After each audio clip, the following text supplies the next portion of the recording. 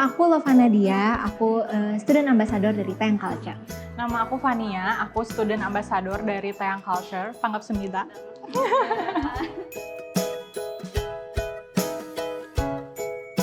Tujuan aku dalam mempelajari bahasa asing pastinya yang pertama untuk mengembangkan skill dan mungkin yang kedua sebagai penunjang karir juga khususnya di dunia kerja dan mungkin yang ketiga karena hobi sih. Aku dari dulu suka nonton drama Korea dan mungkin kayaknya suatu saat kalau aku nonton drama Korea tanpa lihat subtitle tuh keren. Tujuan aku tuh sebenarnya awalnya ingin menambah skill gitu kan. Tapi karena aku udah suka K-pop dan K-drama tuh udah sekitar 10 tahun. Jadi aku tuh tertarik banget untuk pengen bisa nguasain bahasa Korea gitu. Oke, yang pertama mungkin lokasinya ya cukup strategis karena ada di tengah kota juga. Terus mungkin untuk waktunya fleksibel sih. Dia tuh bisa offline maupun online dan terlebih lagi aku lihat tuh kayaknya seru juga sih cara pengajaran, metode pengajarannya. Aku tuh tertarik banget sama Taeyang Culture karena ngeliat dari metode pembelajarannya. Aku ngeliat metode pembelajarannya Taeyang Culture tuh beda sama yang lain karena fun gitu loh, bisa menyesuaikan sama apa yang kita suka. Kalau misalnya contohnya aku suka K-pop, jadi kita bisa belajar dari K-pop. Atau aku suka drakor, jadi kita bisa belajar dari drakor juga gitu.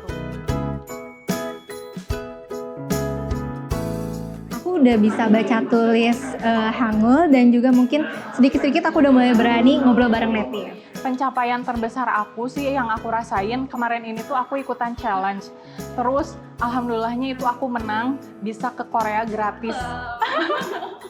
Nah itu menurut aku pencapaian terbesar banget sih karena aku bisa bahasa Korea, aku jadi bisa menang challenge itu dan itu juga karena aku belajar dari Taeyang Culture.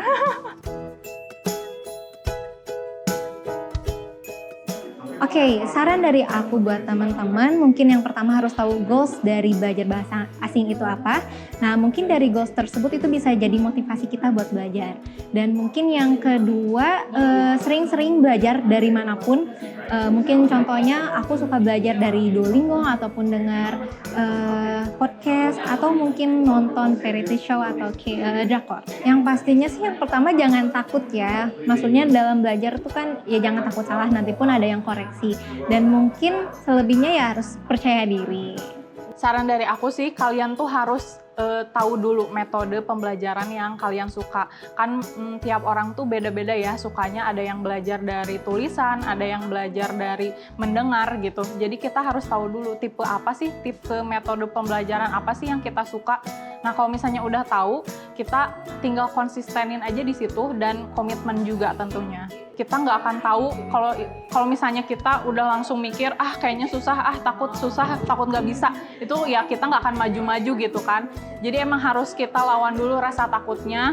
Pasti kalau misalnya kita nggak takut untuk berani mencobalah intinya gitu. Jadi dicoba dulu.